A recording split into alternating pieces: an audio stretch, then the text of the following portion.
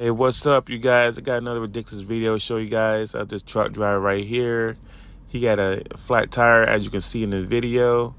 I don't understand why he won't pull over. He put more weight on the other side of the tire, so he's gonna have two blowouts eventually. And I don't understand why he won't pull over. It's a rest area right here coming up. As you see the sign, it's a rest area. I guarantee he's not gonna pull over in that rest area. I guarantee. I put money on that. Let's see. Yeah, rest area right there. Yep, he's showing up there not pull over, you guys. That's just totally ridiculous, you guys. Peace and drive safe.